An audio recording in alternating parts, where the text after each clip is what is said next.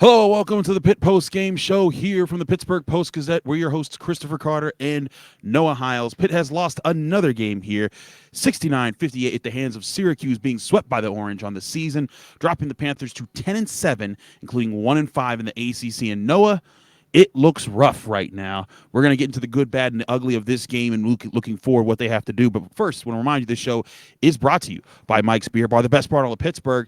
Go to Mike's Beer Bar on the North Shore of Pittsburgh on Federal Street, right across the street from PNC Park. And when you're there, you can try for over 500 different available beers. 300 of those beers are local. 80 of those local beers are available on tap. Check out Mike's Beer Bar today, the best sports bar in Pittsburgh. Noah, not a good look for Pitt right now. No, it's not, Carter. I think... I mean, I know we're just over the halfway point in the year, but I think it's safe to say this isn't a tournament team this year. They would about have to probably win out an ACC player, come really close to it. And I just don't see that happening. This is a team that looks lost. There's not a lot of strengths to it right now. There's just not a lot of positives. But we start with the good, the bad, and the ugly. And I'll start with my good, and this is a very capital J journalist answer, but there's some, it's a genuine answer, I guess I could say, and it's the post-game press conference. I thought Jeff Capel had a lot of great things to say after this loss, and I know that's not what fans want to hear, and I might be biased by saying this because I'm a guy who writes about his quotes, but it's not lost on me that they're not delusional here. Right. They don't think they're one or two things away. They're well aware of how bad this situation is. And you know that what's the cliche? It's like the first step is admitting you have a problem. They're cognizant of these problems. Right. They understand it. It's not where it's a coach saying, "Oh, we're actually undefeated and we've only beat ourselves." That's not the case here. I forget who said that. But anyway, no. But that's the case here. I just think that there's a problem. There's a lot of problems, and they recognize them. But, I mean, now it's how do you address it? And Jeff spoke about how he needs to be better. He speaks about how the group needs to be better. And it's going to be a lot of work. But I think at least acknowledging your shortcomings is a big first step. Absolutely. And on the post-game presser, I thought Jeff Capel, I was trying to ask Jeff Capel because it's obvious this isn't a schematic issue right now. Pitt's getting open looks. Like that's the thing about this is that people are saying, oh, they need to call better plays and things like it's not happening right now. It's the open shots that they are missing. And then it's the energy they're giving after they miss those open shots, and then the opponent hits a three-pointer right in their faces. The shot clock's expiring, and then the continued effort after that. And Jeff Capel that's why I asked Jeff Capel. I was like, Jeff, you've played through a lot, you've coached through a lot. What experience have you seen where things like that have happened? And he referenced his time at Duke, and he said he saw how there were times Coach Krzyzewski, and he said he think the greatest coach in the history of basketball in his opinion. But he talked about Coach Krzyzewski, and he said like oftentimes it was the players. He's like the biggest thing was that Coach believed in us, but it was always up to us to end our own struggles in those situations. Now, if there was a coaching point as far as schematics, as far as hey, we need to be faster here, we need to be there. Yeah, sure. You watch film, you do those things, but shooting things like that, you got to push yourself. You got to find it yourself, and you got to say enough is enough. So I think Jeff Capel's right on there. I'm writing more about that for my analysis piece, but my good was Jaland Lowe, because he was also really good in the presser too. And Jeff Capel was even kind of wowed by him when because we asked Jaland Lowe, is like, hey, when you're struggling and missing shots, what do you guys do to get yourselves out of it? And he says, make the next defensive stop, mature. And that was a strong answer from an 18-year-old who is now 1-5 in conference play to start his career. He could be frustrated. He could be out here saying, I scored 20 points. I don't care about anybody else. And he's not doing things like that. He's being mature.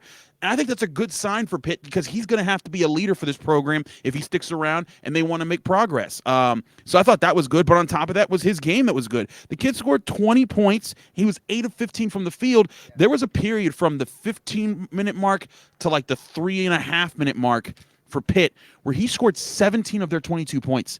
17 points in just a little over a half of the second half in this game. If Pitt had gotten anything else from anyone else, Pitt would have been in this game because he was on fire. That was my good. We'll get to the bad now. There's a lot of bad, simply put. But I want to point out something that might not jump out to everyone else. And again, it has to do something with the post-game press conference. I asked about J.J. Starling in the post-game presser, who was Syracuse's leading scorer. Thank you. He had 17 points, and this is a guy who hadn't eclipsed 10 points in his last 5 games, including their win over Pitt earlier in the year. So I asked, what did you see from him that was different from the tape? And Jeff brought this up. He said, this is a concerning trend. He said he's not the first guy that breaks out of a shooting slump or has a good game after some recent bad performances. And I'm just thinking, as a guy who covered every Pitt game last year, there were opponents on Pitt's schedule where you would circle and say, this is the game to break out of the slump. Yeah. The Georgia Tech game where Greg Elliott broke out of his shooting slump in the ACC tournament, or Greg Elliott breaking out of another shooting slump against Louisville. Those were opponents, those bottom-of-the-barrel teams that you would look at. Boston College was a team that you would look at and think, all right, well, they can fix these issues against these opponents. It's looking like Pitt is one of those teams in the ACC this year. Yeah. That's a concerning trend for a team that's not winning games on offense. Yep.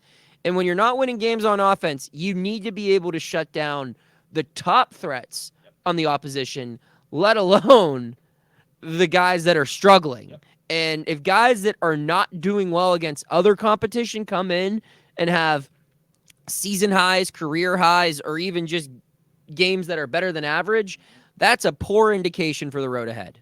Carter, what's anything to add on that, and what's your bad? I agree. You cannot put yourself in a position where teams are saying like, "Hey, you're the get right game," and right now Pitt's playing like that. They have to turn that around. My bad is Bub Carrington. He was terrible in this game. It's the least confident I've seen him.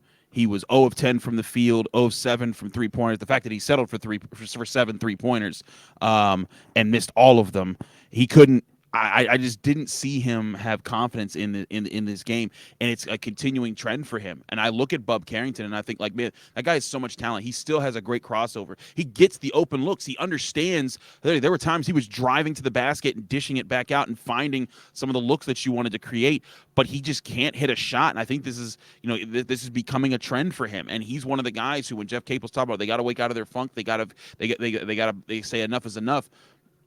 He's one of those guys, and he's also 18 years old. He's just as young as Jaland, and I think that's something that has to change if Pitt's going to move forward. But this is a team that was built around the idea of Bub Carrington being one of the guys that could carry them in the big games. And Autry, the Syracuse's head coach, talked about, hey, that kid's talented. Like we had to put together a game plan to stop him because if he gets going, it's dangerous.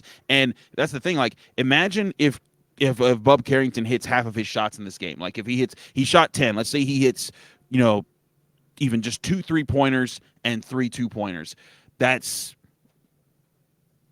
12 points right there. I had to do that quick math. That puts the Pitt right in this game. They lost by 13? Yeah. And so, no, they lost by 11. They would have won this game if you just get that kind of performance. Not even a great performance, just a solid performance like you got from Jaland, from Bub. That's what you're asking for. And Bub right now as a freshman, I think that's the problem with this team is Pitt does not have a person that can stop the bleeding right now when they're struggling. Bub Carrington, they were hoping could be that guy. I think Jaland was doing every bit that he could to stop the bleeding. But when someone does stop the bleeding, you need someone to follow that up and say, okay, now I'm going to start us get going. And that's where Pitt did not have an answer for. You thought Bub would be it, but in your ugly, you have another person who should have been it. Yeah, I mean, it's Blake Hinson. This is the 6th straight game where Blake Hinson has failed to shoot better than 40% from the field. I don't even think he shot over 35% from the field in his last 6 games. He's only scored 20-plus points once in his last, I believe, 17 games. And we're talking about him putting up big numbers against South Carolina State, Florida Gulf Coast, those teams. But that's not. Those aren't the teams where Blake Hinson is supposed to be at his best. Sure, you expect him to do well in games against inferior competition, but this was the guy that was supposed to carry them against the best teams that they face.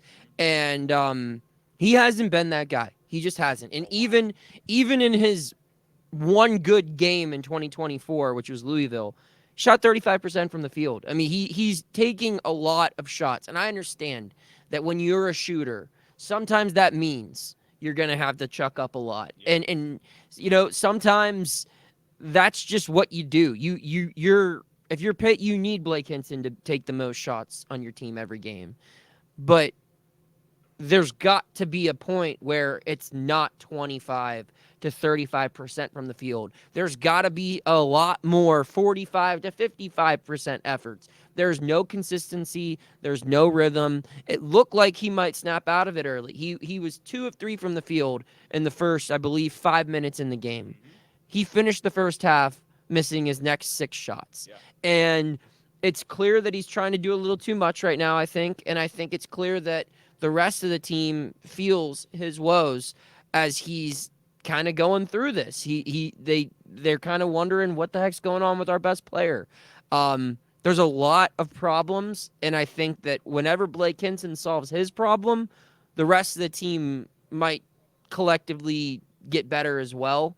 But this is no longer just a little bit of a slump. This is a month-long issue, and I don't see it getting better out of nowhere. Like it's gonna take multiple good games for him and his teammates, I think, to feel like the old Blake is back. I think part of the problem there, it's funny you brought that up, when he's hitting, it's the same thing Hubert Davis said when North Carolina beat Pitt here just a few weeks ago. He said when Blake Hinson starts hitting, everyone starts hitting. And that is something that's powerful. But I think the problem with, and it's not necessarily a problem with Blake as a player or a person, but the problem with this team right now is that Blake is the veteran who's supposed to step up in big moments, and Blake can't create for other people. Blake is a scorer. Blake is a shooter. He is a guy, he can drive, and he can get to the well now a little bit there here, but what he brings is he hits from deep.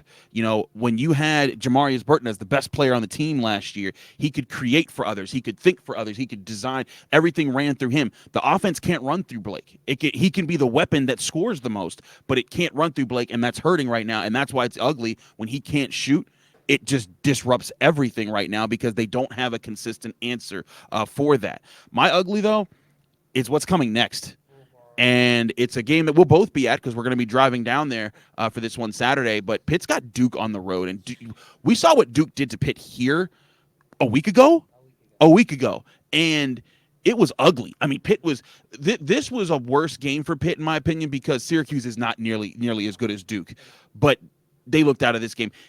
If Pitt goes into this Duke game playing like it has the past few weeks, they're going to get run out of camera. It's going to be so ugly, and it's going to be even worse. It might be their most embarrassing loss of the season. Now, that being said, how many times have we seen a Pitt team, football or basketball, in a situation where we didn't think that they stood much of a chance and they put up a fight?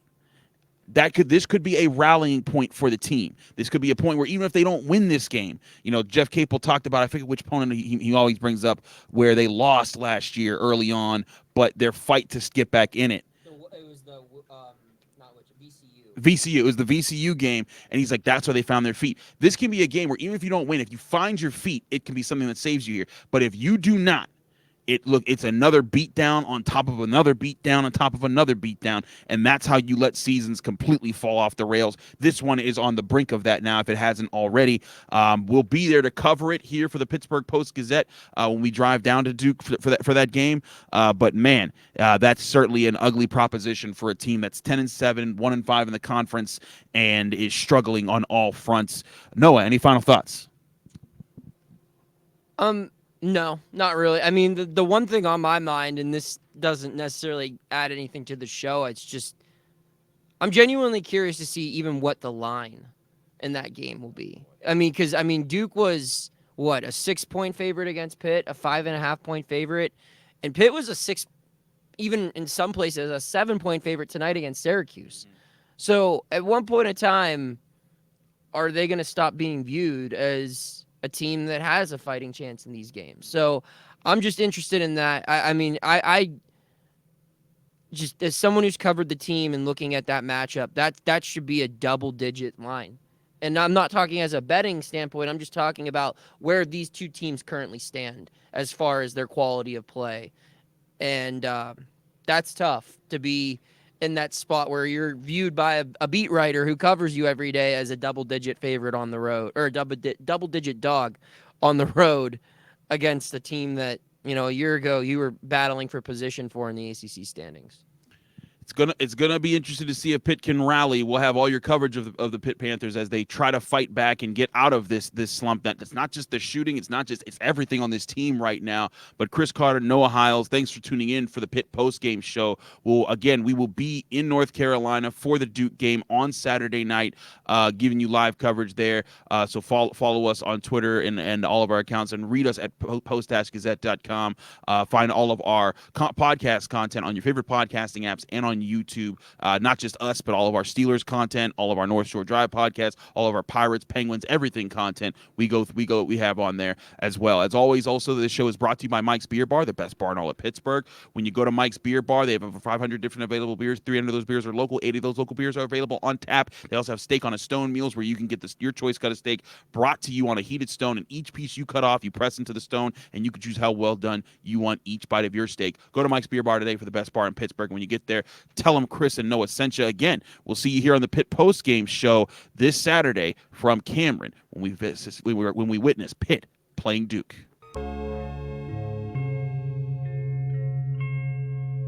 Thank you for checking out this content from Post-Gazette Sports. If you watch this video on YouTube, please like the video and subscribe to our channel. For all of the sports coverage the Post-Gazette has to offer, visit post-gazette.com.